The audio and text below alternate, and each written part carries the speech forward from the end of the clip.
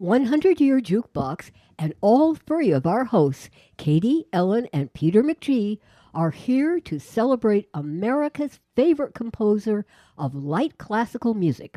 Ellen, if you'll please read today's magic questions. Glad to. 1. Who wrote and performed the first instrumental to win a gold record? 2.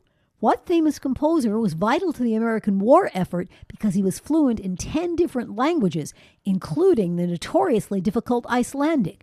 3. Who was one of the first American composers to have a star on the Hollywood Walk of Fame? In 1881, the august and revered Boston Symphony gave birth to its fun-loving, party animal son, the Boston Pops. Its creator, Henry Lee Higginson, had perhaps imagined playing light classical composition like those heard of a summer evening in old Vienna. But with the coming of Arthur Fiedler, 1894 to 1979, the Boston Pops' first American-born conductor, the score was gonna change, ultimately featuring all kinds of American music. And in the early 1930s, Fiedler found just the composer to help him do it. That person was a quietly brilliant Harvard music professor. His name was Leroy Anderson, and he would build the causeway uniting classical music and American popular music. Guten Morgen. God dag. Holla, holla. Today we celebrate the life and work of America's finest light music composer, Leroy Anderson.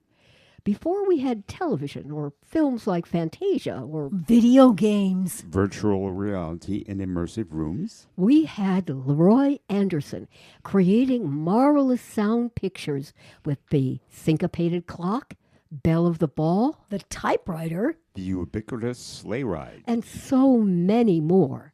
Leroy Anderson was born 29 June 1908 in Cambridge, Massachusetts. His parents were both born in Sweden, and when they came to America, they brought a love of family and a strong work ethic. They were a musical family, with everyone playing an instrument. Leroy's piano talents netted him study with lessons from the New England Conservatory of Music. When he was 12, he wrote his first composition, a minuet for string quartet, and it won him a scholarship to the Institute. There was no stopping him after that. Leroy was an honor student all through his school years. He got a bachelor's and a master's at Harvard, and while working toward his PhD, tutored music at Radcliffe. He also wrote school songs, with a special one for each graduating class. Anderson played organ, trombone, tuba, double bass, cello. Wow. Had a dance band in the summer, played on a Swedish cruise ship with his brother. Oh, whoa, enough already. I feel so inadequate. No. Is it true that Leroy Anderson planned to be a language teacher? Oh, yes, ever practical, Anderson still planned to become a teacher. He had grown up in a bilingual Swedish-English home and added many other languages, including Latin, Norwegian, Danish, Old Norse, Portuguese, and the notoriously difficult Icelandic. Eventually, he became completely fluent in 10 languages. Now I feel inadequate. Anderson's work for Harvard's Hasty Pudding Show brought him to the attention of Arthur Fiedler, and in 1938 the Boston Pops played Anderson's Jazz Pizzicato. It was an immediate hit. His musical career was put on hold when he was drafted into the U.S. Army in 1942. His language skills were very much needed in the Counterintelligence Corps. Before shipping out to Iceland, he married Eleanor Jane Furkey. It was an evidently happy marriage that lasted a lifetime and produced 4 children. Leroy later said his war work absorbed all his energies. Yeah, but he was really good at it. Returning from Europe, Captain Anderson was assigned as chief of the Scandinavian Department of Military Intelligence. Later, he was offered the post of Assistant U.S. Military Attaché to Sweden, but he declined. From now on, he would devote himself to his music. With his war service behind him, Leroy had written 2 new compositions for the Boston Pops. They were Promenade and The Syncopated Clock. When Leroy conducted their premieres in Boston, he was still wearing his army uniform. Both selections were massive hits. From 1945 on, Leroy's compositions produced one hit after another. In 1948, Leroy completed perhaps his most famous composition. Sleigh Ride! Yep. And Leroy wrote it during a heat wave, just like the way Irving Berlin wrote White Christmas. You talk about monster hits. The melody is so common it feels like it's always been here. English lyrics followed, and then lyrics in dozens of other languages. Sleigh Ride is played all over the world today. Leroy wrote so many of my favorites, like Belle of the Ball, Serenata, Fiddle Faddle, The Typewriter, Bugler's Holiday, Plink, Plank, Plunk. Blue Tango. Until 1950, most of Leroy's works were premiered by the Boston Pops. But after he was offered a solo contract by Decca Records, he wrote and conducted his own work. In his quiet but firm way, Leroy reminded everyone he was his own man.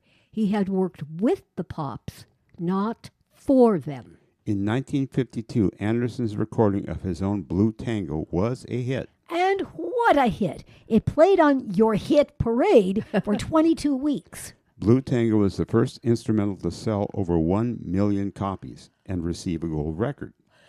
Music magazines deemed Blue Tango the number one record of 1952. Shall we dance? In later years, Leroy turned to conducting. He tried a bit of classical composing, but withdrew his 1953 Concerto in C for piano and orchestra from performance, saying it needed revision. Although he never got around to revising it, his concerto debuted after his death and is now a well-regarded piece played, you guessed it, around the world. Also, alas, not his work for his only Broadway show, the 1958 musical Goldilocks, which was neither a commercial nor a critical hit. No matter, as the acknowledged king of light classical music, Leroy's time was filled with conducting all over the world, spending time with his family, and in the late 1960s, he served on several symphony boards and was the acting manager of the Waterbury Symphony Orchestra. In 1972, the Boston Pops paid tribute to him in a TV special. It was, he told his wife Eleanor, the most important day of my life. Leroy Anderson died of cancer in 1975. He was 66 years old. But the tributes and the honors continued to roll in.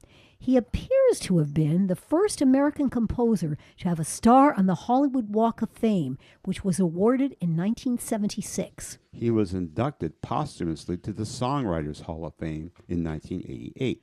Bands, streets, and squares are named after him. Perhaps the greatest tribute paid to Leroy Anderson is that his music is still loved and played all over the world.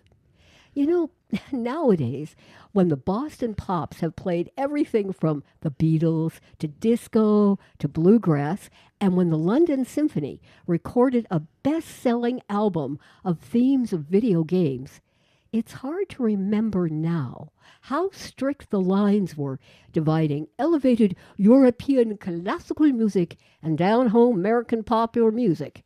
Arthur Fiedler and his Boston Pops are due a lot of credit for the assimilation of so much great music into popular culture.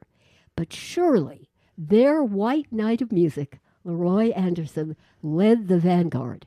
As a certain other award-winning composer and long-term Boston Pops conductor put it, he was an American original. Leroy Anderson is one of the great American masters of light orchestral music. Though we have performed his works countless times over the years at the Boston Pops, his music remains forever as young and fresh as the very first day on which it was composed, said John Williams. You might have heard of him. And it looks like John Williams and his magnificent movie music is going to have the same trajectory as Leroy Anderson's work. Oh, great! Let's dance. Yep. and everyone listening can enjoy a great sampling of Leroy Anderson's compositions, like Belle of the Ball and Serenata, on OYJ's Plink, Plank, Plunk lunchbox. Happy listening!